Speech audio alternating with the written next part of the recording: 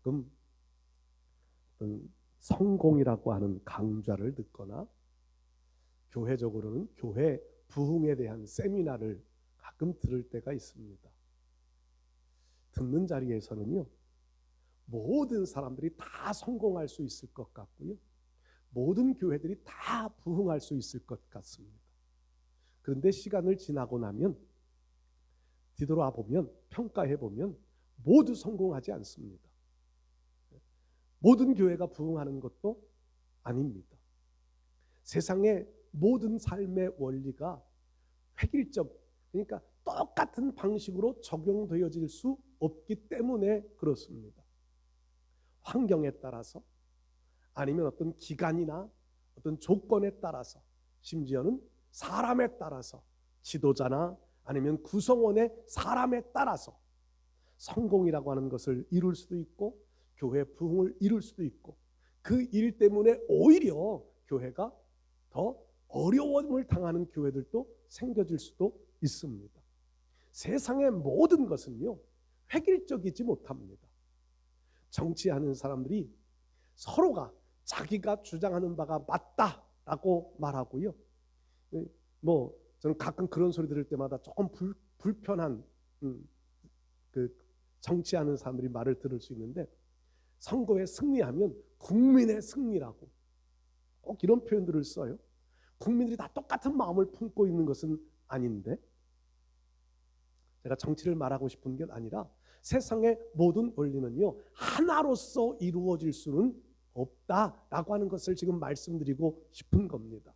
그러니까 세상을 살아갈 때는요, 다름, 서로의 다르다, 생각도 다르고 가치관도 다르고 삶의 방식도 다르고, 다르다라고 하는 것을 서로 인정하지 아니하면 그 안에는요, 이 하나의 원리만을 주장하면 다툼이 생기고 갈등이 생겨지고요, 그 안에는 분열이라고 하는 것이 생겨질 수밖에는 없습니다.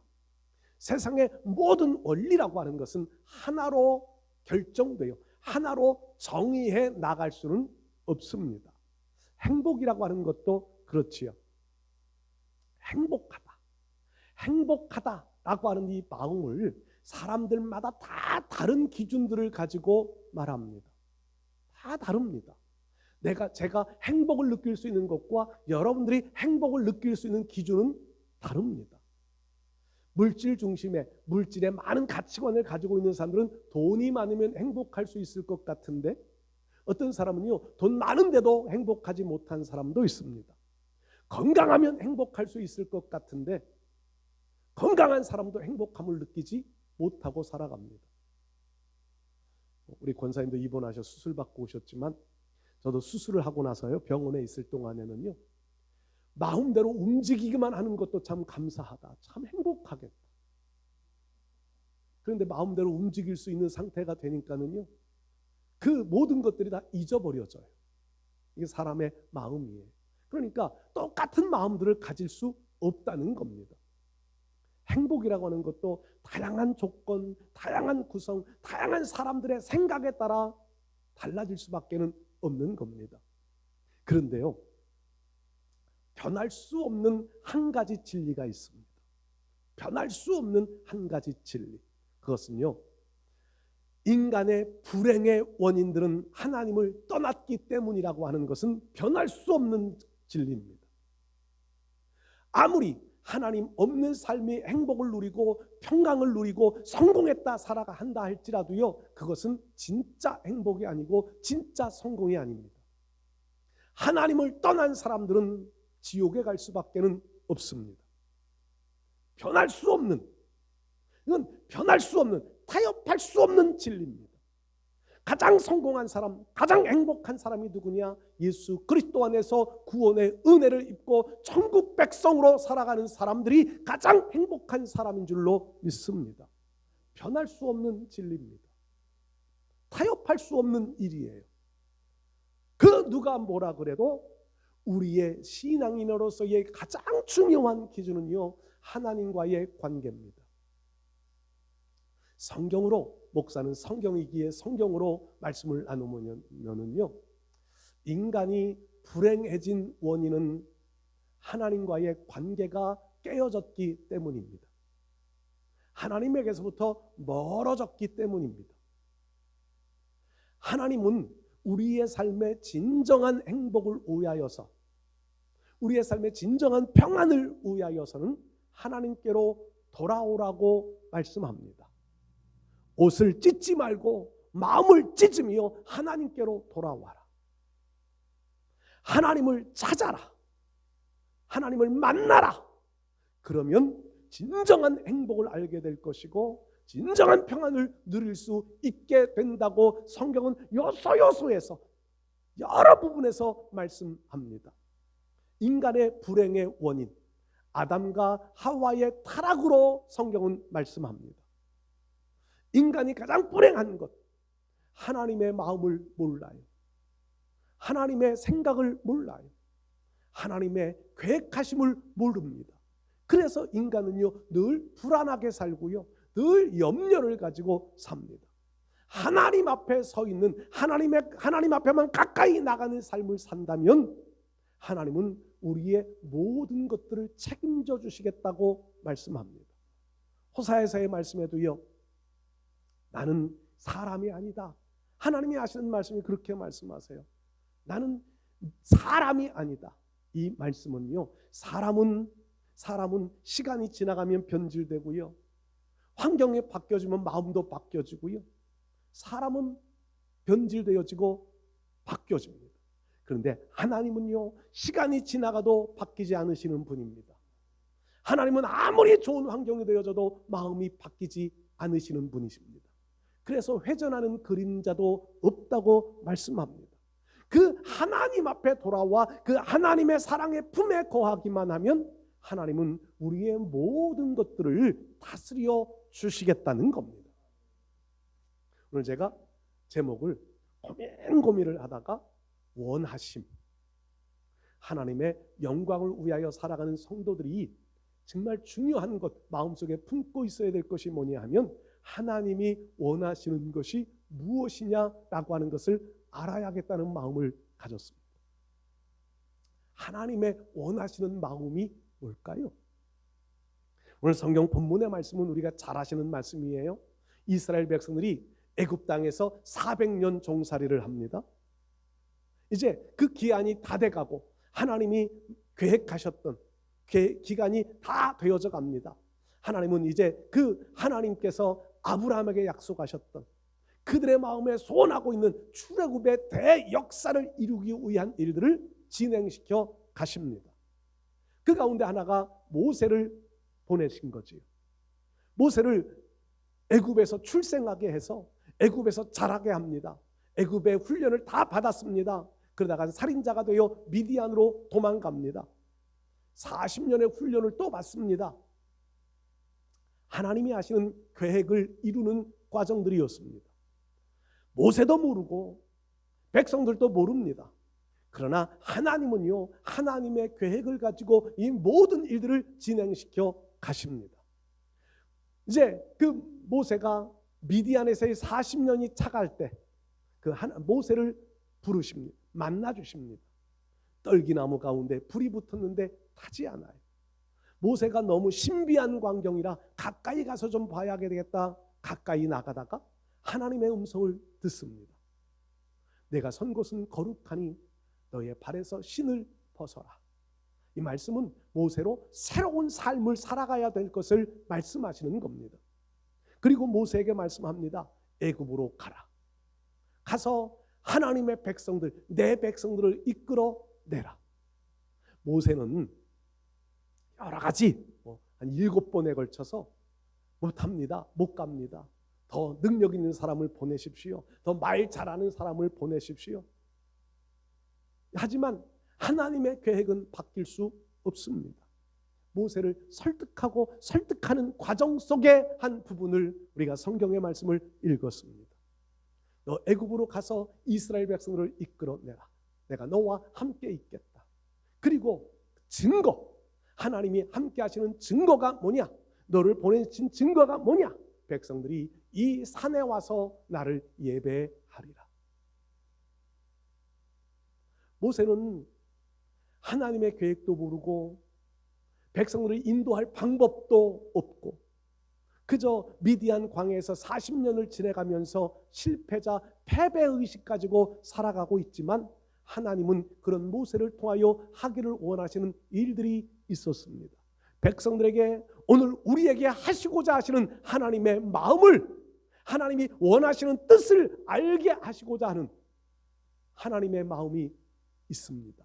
이 하나님이 원하시는 것이 뭘까? 오늘 성경 말씀 속에서 몇 가지 한번 은혜를 나누어 보겠습니다. 첫 번째로요, 하나님은 하나님의 백성들과 동행하기를 원하시는 마음을 품고 계십니다. 동행하는 마음, 함께 하고 싶어 하는 마음을 품고 계십니다. 육신의 부모들도요, 자식들과 함께 있는 것을 많이 원합니다. 어린 아이일수록 부모는 그 아이와 함께 있어야 된다고는 의무감을 갖습니다. 정상적인 부모는 그렇지요. 요즘 시대는 비정상적인 부모들이 있어서 비정상적으로 아이를 출산해놓고 그 아이만 띄워놓고 심지어는 냉장고 속에도 넣어놓고 그러네요. 비정상적인 부모는 아이들을 귀찮아하지만 정상적인 부모는요, 자기 자녀와 함께 있고 싶어 하는 마음을 누구나 다 갖습니다. 멀리 떨어져 있어도요, 보고 싶은 마음, 언제나 올까? 이런 마음, 언제나 함께 있을까? 언제나 같이 밥을 먹을 수 있을까?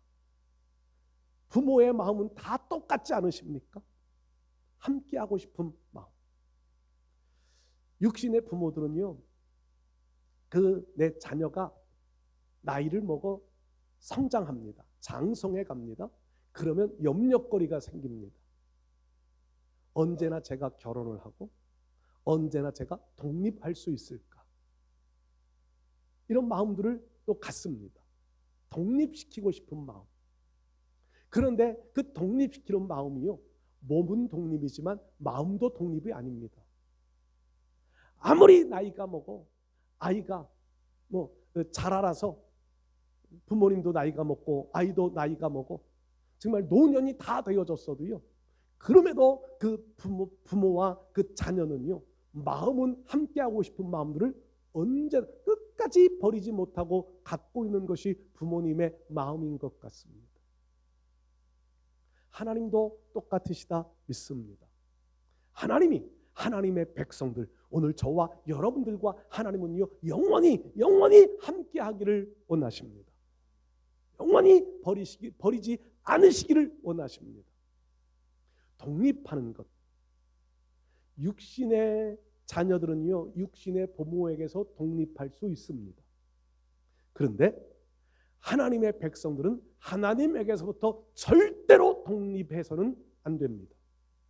독립하는 그 자체가 범죄 행위이고요, 하나님을 떠나는 자체가 하나님의 마음을 가장 아프시게 하는 행위이고요, 하나님의 진노를 불러 일으키는 행위이기 때문에 하나님에게서부터 독립은 있을 수 없습니다. 늘 언제나 하나님과 함께하는 삶을 살아가는 여러분들 되시기를 축복합니다. 하나님은 하나님의 자녀들과 함께하기를 원하신다 강조하는데요, 요셉이 형들에 의하여 팔려가 노예가 되어져도 하나님은 그 요셉과 함께 하십니다.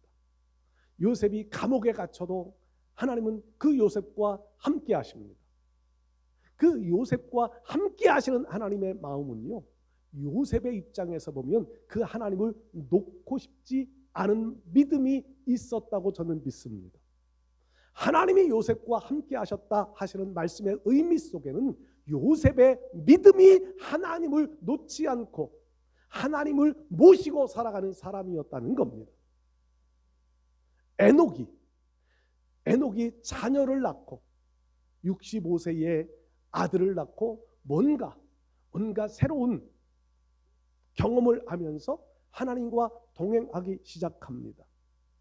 모든 사람들이 죄악에 관용하여 모든 사람들이 죄악의 길이 그것이 합당한 것처럼 그것이 바른 삶인 것처럼 살아가는 그 시대에 노아만큼은 하나님과 동행하며 살았습니다. 그 하나님과 동행하던 노아의 마음은 하나님은 하나님을 찾는 사람과 함께 하시지요. 하나님을 신뢰하며 믿는 사람과 함께 하십니다. 에녹이 그 모든 사람들의 삶의 방식을 거부하고 하나님이 원하시는 마음을 알았기에 하나님을 신뢰하고 하나님을 의지하여 하나님과 동행하는 삶을 살았던 것으로 성경은 말씀합니다.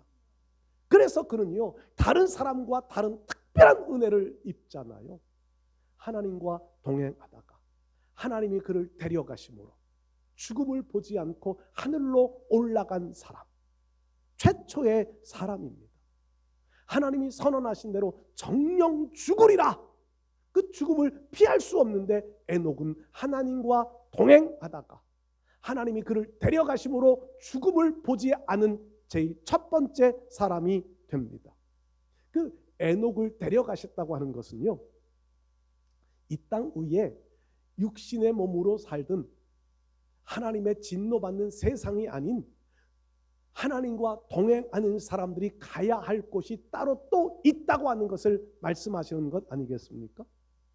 여러분들, 오늘 우리가 이 땅 위에서 하나님과 동행하는 삶을 잘 살아가면 반드시 에녹이 간 그곳으로 하나님 우리도 데려가실 줄로 믿습니다. 비록 육체의 죽음은 당한다 할지라도 하나님과 동행하는 사람들은요, 반드시 하나님이 그를 에녹이 간 그곳으로 우리를 데려가실 줄로 믿습니다. 우리 모두 그곳에 가실 수 있기를 축복합니다. 하나님과 동행하는 사람. 여러분, 탕자의 비유를 우리는 잘 압니다. 탕자가 아버지의 유산을 미리 받아서 나가서 다 탕진해 버립니다.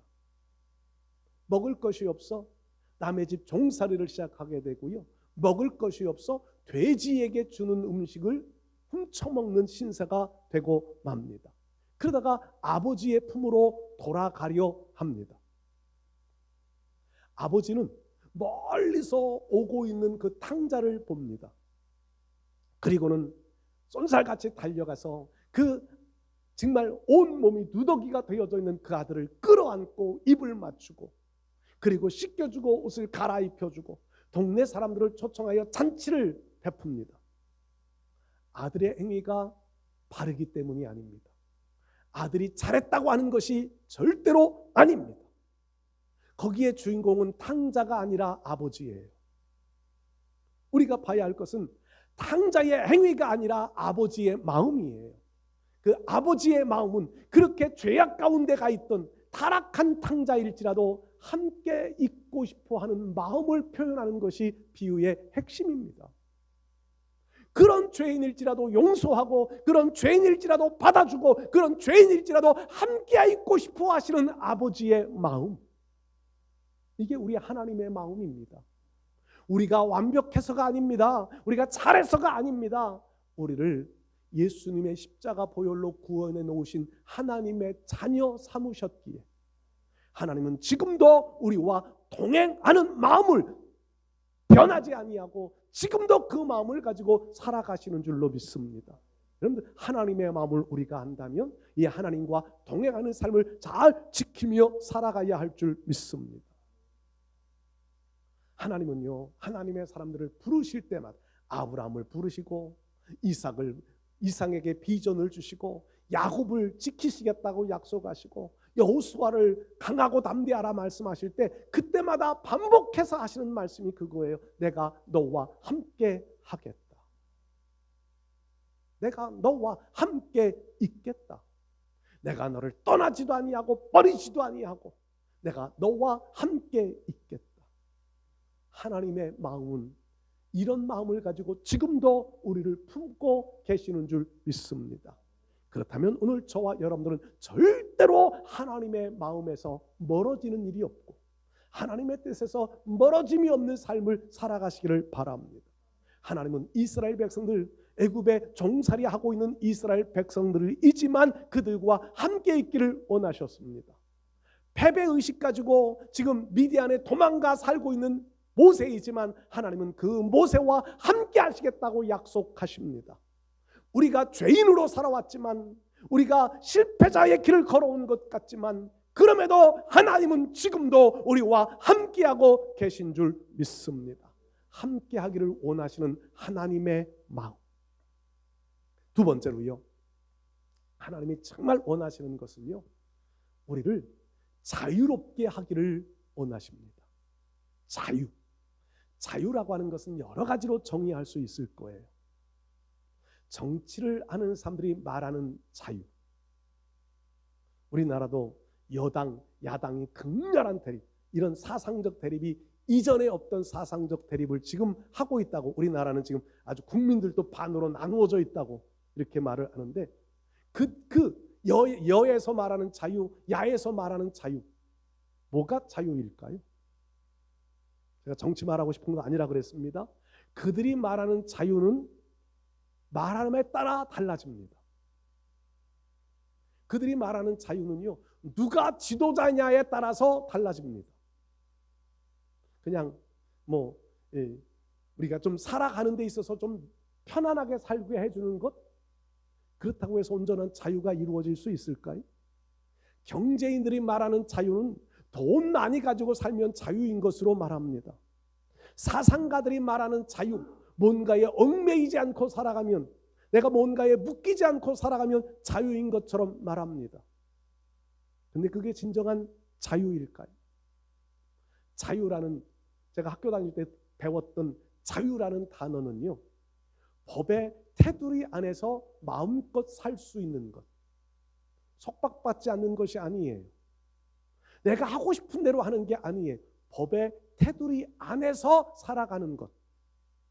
그러니까는요, 우리나라는, 대한민국은 자유민주주의 국가라고, 그런데 그 자유민주주의라고 하는 말들 속에도 법이라고 하는 테두리 안에 라는 거예요.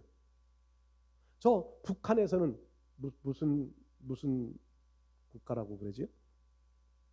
거기도요, 법의 테두리 안에서의 자유예요. 근데 그 법이라고 하는 것을 어떻게 만들어 놓느냐에 따라 마음속에 조금 여유로움도 있고 아주 불편함도 가질 수 있는 것이 법이라고 하는 테두리예요. 이게 자유일까요? 아닙니다. 그것도 자유, 온전한 자유가 될 수는 없습니다. 성경에서 말씀하시는 자유는요, 진리를 알지니 진리가 너희를 자유롭게 하리라. 이 자유, 성경에서 하시는 말씀의 자유의 그 출발점은요, 죄악에서부터의 자유입니다. 인간은 타락으로 인하여서 누구나 다 죄의 짐을 지고 살아갑니다. 죄의 속박을 받고 살아갑니다. 그래서 성경은 우리를 죄의 노예라고 말씀합니다. 노예는 자유가 없잖아요. 자유가 없다고, 그러니까 그 자유가 없다고 하는 말은요, 주인이 하라고 하는 것, 주인이 하라고 하는 시간, 주인의 원하는 안에서만 살아가는 것이 노예입니다. 근데 우리가 죄의 노예입니다. 죄의 속박 안에 묶여 살아가고 있는 것이 우리의 본질이었다는 거지. 그런데 하나님은 우리를 그 죄에서 해방시키기를 원하시고 계시다는 겁니다. 죄에서의 해방입니다. 우리는 죽음의 노예입니다. 하나님이 선포하셨던 정령 죽으리라 말씀하셨던 대로요, 누구나 죽음에서 자유롭게 살아가는 사람이 없습니다. 언제 죽을지 모릅니다. 그래서 사람들은 죽음에 대한 공포들을 가지고 살아갑니다. 연세 드신 분들 죄송합니다만 죽어야지, 나이 먹었으면 죽어야지. 그런데 막상 죽음의 상황이 딱 펼쳐지면 아이고 죽을 뻔봤네. 여러분들은 안 그러신가요? 아이고 죽을 뻔봤네. 교통사고 나서 죽을 뻔봤네. 사고 나서 죽을 뻔봤네. 그 본심의 마음은요, 죽고 싶은 마음이 없는 거예요. 죽고 싶다라고 하는 것도 하나님 앞에 정말 죄 짓는 일이라고 그러더라고요. 왜? 하나님이 우리의 육신의 생명의 수도 하나님이 정해놓으셨는데 그 정해놓으신 수, 하나님이 정해놓으신 만큼 살아야 되는데 그 전부터 죽고 싶네, 죽어야 되겠네. 이건 자기 자신을 죽이는 행위래요. 살인 행위래요. 하나님 그거 아주 안 기뻐하신답니다. 하나님이 정해놓으신 수까지는 내가 건강하게 살아야지. 이게 우리가 가져야 될 마음이, 하나님이 그런 마음을 원하시는 줄로 믿습니다. 하나님은요, 우리가 자유롭게 되기를 원하시는데 죄에서의 자유, 사망에서의 자유, 사탄 마귀로부터의 자유를 우리에게 주기를 원하십니다. 하나님이 지금 모세를 다시 애굽으로 가라. 뭐 때문에 모세를 보내시나요? 모세의 능력을 자랑시키려고 보내시는 것은 절대 아닙니다. 모세가 10가지 재앙을 애굽에 막 내리게 하는 통로로 쓰임 받고 이스라엘 백성을 이끌어낼 때 만나 메추라기도 내리고 뭐 홍해도 막 갈라지고 쓴물이 단물 되게 하고 이런 이적을 베푸는 통로로 쓰임 받았지만 모세의 능력을 자랑하라고 보내신 것은 절대 아닙니다. 하나님의 마음은 지금 애굽에서 속박받아 자유를 빼앗긴 하나님의 백성들에게 하나님의 자유를 주기 위하여 그들을 애굽에서 이끌어내라고 보내시는 거잖아요. 하나님의 원하시는 마음은 하나님의 백성들이 자유롭게 살기를 원하셨다는 겁니다. 그 자유가 오늘 우리가 성경에서 지금 이스라엘 백성들에게 주기를 원하셨던 그 자유가 단순히 정치적인 자유가 아니고요, 영토적인 자유가 아니라 우리의 영적인 자유를 말씀하고 계시다고 하는 것을 깨달아야 합니다. 사랑하는 성도 여러분들, 예수 그리스도를 믿고 예수 그리스도 안에서 구원함을 받은 저와 여러분들은 이 죄에서, 사망에서, 사탄의 노예에서 자유롭게 되어 하나님을 잘 섬기는 자리로 서실 수 있기를 바랍니다. 자유는 내 마음대로 하는 방종이 아니에요. 법의 테두리, 대한민국은 대한민국의 자유국가이지만 대한민국의 법 안에 있을 때 자유 백성이에요. 그 법을 어기면 구속당합니다. 하나님의 백성들에게 자유도요, 내 마음대로 살아가라고 주시는 자유가 아니에요. 하나님의 백성답게 살아가라고 주시는 자유입니다. 하나님의 원하시는 마음은 우리로 영적 자유를 가지고 살기를 원하십니다. 세 번째로요, 하나님의 원하시는 마음은요, 우리의 예배를 받기를 원하십니다. 여러분들, 하나님이 원하시는 가장 중요한 핵심은 예배를 받기를 원하신다는 겁니다. 하나님이 인간을 창조하신 목적이 뭘까요? 이사야 43장에 말씀합니다.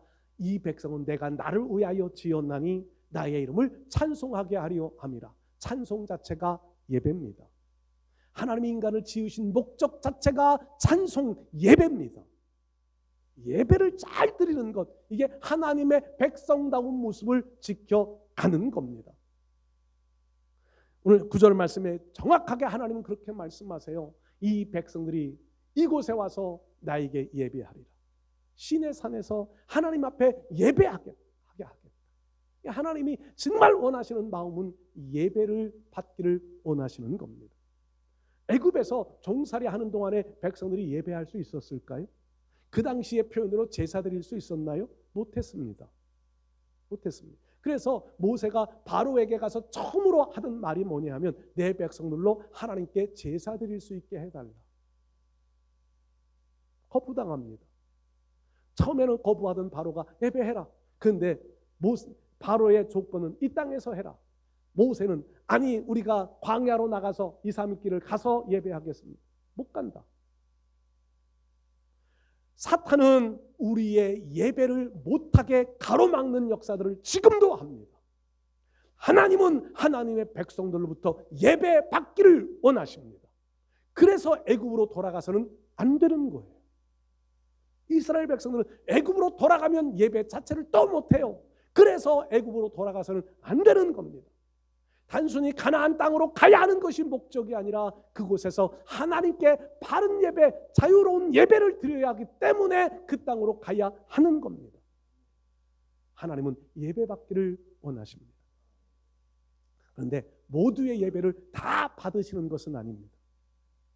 오늘 새벽에도 우리가 사무엘상 6장 말씀을 읽었습니다. 내용은 사무엘상 6장의 내용은요, 이스라엘 백성들이 블레셋과 전쟁에서 법궤를 빼앗겨 버렸습니다. 블레셋 사람들이 법궤를 빼앗아 갔습니다.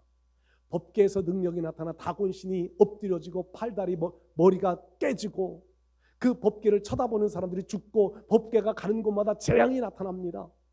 블레셋에서 큰 염려가 생겼습니다. 법궤를 어떻게 처리할까? 처음 왔던 곳으로 우리 돌려보내자.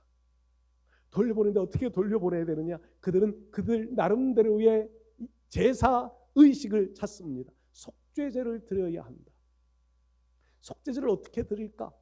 재앙의 그 모습인 독종의 모양을 금으로 만들고 또 쥐의 형상을 만들고 블레셋의 그 중요한 도시 5개 도시를 대표해서 5개씩 만들어서 속건제를 드리고 그리고 암소 전나는 암소 새끼 딸린 암소 2마리를 선택해서 결의를 해가지고 거기에 수레를 만들어서 수레에 법궤를 싣고 이 암소가 벳세메스 그 목적지까지 바로 가면 이게 하나님이 하신 일이고 이 소들이 둘이가 마음이 맞지 않아 서로 갈라지고 새끼에게로 돌아가고 날뛰고 이러면 우연히 일어난 일이다. 그런데 하나님은 그 소들까지도 통치하셔서 벳세메스로 똑바로 좌우로 틀어지지 아니하고 두 암소가 누구의 지시를 받은 것 같이 똑바로 그 길을 갔다고 성경은 기록합니다. 블레셋 사람들이 자기들의 마음에 자기들의 생각대로 제사를 드렸습니다. 하나님 앞에 제사를 드린 그 제사를 하나님이 받으셨을까요? 받으신 표현이 없습니다. 다만 하나님은 하나님으로서의 하실 일만을 하셨. 이 법궤가 하나님의 임재의 상징이고 우리에게는 예수 그리스도의 상징인데 법궤는 법궤로서의 능력을 가지고 벳세메스로 간 거지 블레셋 사람들이 드렸던 예배를 받으신 표현은 하나도 없습니다.